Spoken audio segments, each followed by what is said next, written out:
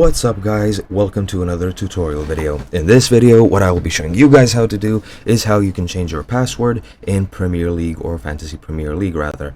In general, this is your password on your account for the Premier League site, and you change it exactly how you would for any other website that you log into. The process is quick and easy, so let's get started. Now, when you actually open up the mobile application, you will be greeted by this screen. This screen is where you'll find all the latest news about players, about games, and about data for the Fantasy Premier League. Now, what you want to do to actually change your password is to go on more. If you're already logged in, what you want to do first is to, of course, sign out of your account, and then you'll have this option to sign in again. Now, when you click on sign in, you'll have to enter all your data again if you want to sign in, but what you need to do to change your password is to say forgot your password, or click on that button, and you will be taken to the account recovery process.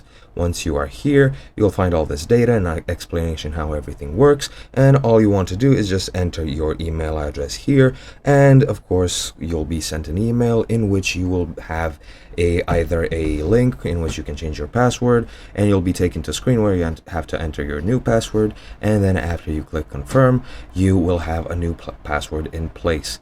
Of course, your password needs to contain all the needed characters, such as big and small letters, special characters such as pluses, hyphens, and everything like that. Just keep in mind that stars, or rather asterisks, are not a special character, and when you actually enter your new password, you will have a changed password. I won't be doing that since I like my password as it is right now. However, that is pretty much the entirety of the process you have to go through to actually change your password. That would be it for this video. I hope you guys enjoyed and learned something new, and I'll see you in another video.